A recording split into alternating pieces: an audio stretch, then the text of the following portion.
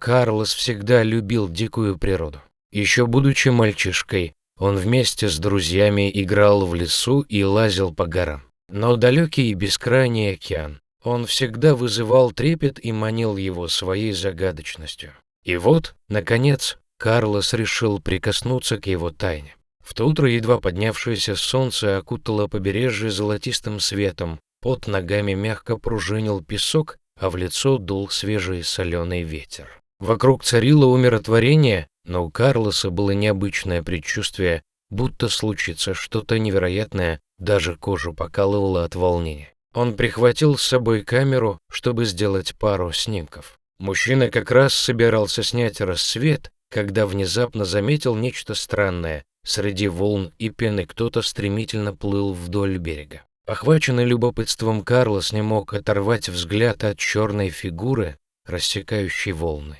Быстро спрятав камеру в рюкзак, мужчина застыл в нерешительности. Он не знал, как поступить, кем бы ни было это создание, оно могло быть опасно. Но при этом было чертовски любопытно и интересно узнать, кто это был. А если это раненое животное, которому нужна помощь? Убедил сам себя Карлос, и сострадание победило страх. Скинув обувь и закатав штанины, он смело шагнул в ледяную воду, которая обожгла ступни. От волнения и предвкушения сердце бешено забилось в груди. С каждым шагом он был все ближе к разгадке и все дальше от берега, но черный силуэт неожиданно исчез. Растерянно озираясь по сторонам, Карлос решил, что воображение сыграло с ним злую шутку, или таинственный пловец просто устал ждать и скрылся. Разочарованный, он хотел было вернуться, но вдруг ощутил, как что-то мягкое и влажное коснулось его ноги.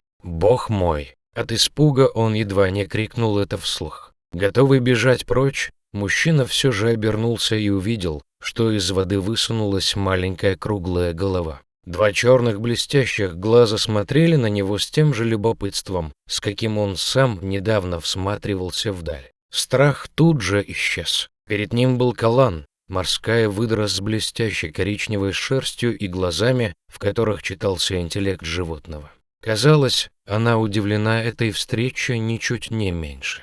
Выдра подплыла ближе, словно прикидывая, может ли доверять чужаку, который так бесцеремонно вторгся в ее мир. «Эй, приятель, привет! Не бойся, я тебе не наврежу», Карлос улыбнулся и медленно протянул руку. Похоже, умный зверек понял, что у человека мирные намерения, и приблизился. Карлос осознал, что у него появился новый друг. Выдра обнюхала протянутую ладонь, а затем ласково и доверчиво ткнулась в нее влажным носом, словно кошка. «Кажется, мы с тобой поладим», — улыбнулся Карлос зверьку, а тот нырнул и скрылся под водой. Парень подумал, что выдра потеряла к нему интерес, как вдруг она вернулась, зажимая в пасти небольшой камушек. Мужчина сразу понял, что это приглашение поиграть. Не то чтобы раньше ему доводилось играть с каланами, поэтому он просто сделал то, что первым пришло на ум, кинул камень куда подальше. Быстрый зверь тут же бросился следом и, схватив добычу зубами, вернул Карлосу.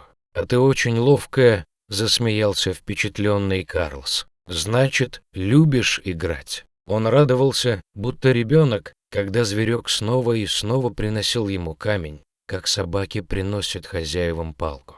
Неожиданно взгляд Карла упал на то, чего он раньше не замечал. Коричневая шерсть местами потемнела от крови, а приглядевшись повнимательнее, он разглядел среди густого меха выдры острый рыболовный крючок. Впившись в кожу, тот явно причинял сильную боль. Вся легкость и игривость тут же исчезла. Мужчина понял, что обязан избавить своего нового друга от мучений, но любое неосторожное движение могло покалечить его еще сильнее. Чувствуя огромную ответственность, Карлос медленно приблизился, стараясь не напугать. «Все хорошо, малыш, я просто тебе помогу. Доверься мне», — пробормотал он, нащупав металлическое острие. Он действовал очень аккуратно, пока выдра покачивалась на волнах, старался не давить и не причинять лишней боли. Зверек словно понял, что задумал его спаситель, и терпеливо ждал, чем вызвал у Карлоса огромное облегчение.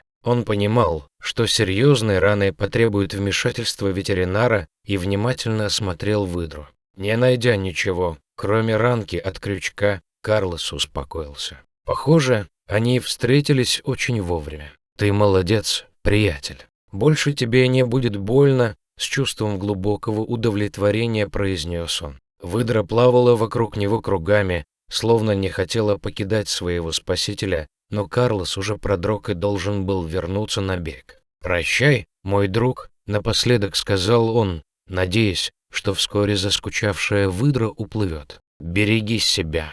Он побрел к берегу, а когда не выдержал и обернулся, то увидел, что выдра все это время плыла за ним. «От тебя избавиться сложнее, чем от крючка, да», — улыбнулся растроганный Карлос. Он выбрался на берег и начал собирать брошенные вещи. Его морской приятель вновь нырнул на глубину, а когда вернулся, Карлос заметил в его пасти не новый камень для игры, а красивую перламутровую ракушку. «Аго, это мне», — спросил Карлос, когда ракушка оказалась возле него. Выдра ответила ему звуком, который он счел за согласие. Похоже, она принесла ему сувенир на память об их дружбе. Он читал, что эти умные создания умеют разбивать раковины моллюсков камнями, но никогда не сталкивался ни с чем подобным. «Спасибо, малыш, для меня это многое значит». Он демонстративно помахал ракушкой, чтобы показать, что принял подарок. Карлос сел на песок, наблюдая, как выдра резвится и играется в воде. Они еще долго так развлекали друг друга. Один на берегу, другой в океане, два существа, связанные нитью дружбы и уважения друг к другу. Карлос задумался о том, как природа величественна и одновременно хрупка и страдает от человеческой деятельности. Всего лишь маленький крючок чуть не погубил жизнь этого прекрасного создания, а сколько еще бед натворили люди. Мужчина пообещал себе, что бросит все силы на охрану морских обитателей. В мире так много фондов и организаций, которым всегда требуются волонтеры, а на пляжах часто устраивают акции по уборке мусора. Даже самый маленький акт доброты важен, потому что только так, крупинка за крупинкой, и можно изменить мир к лучшему. Природа бесценна, а ее дары приносят нам больше, чем мы можем дать в ответ, рассказывал потом Карлос. Нужно беречь ее, чтобы будущее поколение тоже могли найти свою связь с природой, черпать из нее вдохновение и мудрость. Дома Карлос нашел для подаренной раковины отдельное место на полке и бережно хранил ее. Каждый раз, бросая на нее взгляд, он вспоминал своего маленького морского друга и то, как важно помогать тем, кто попал в беду.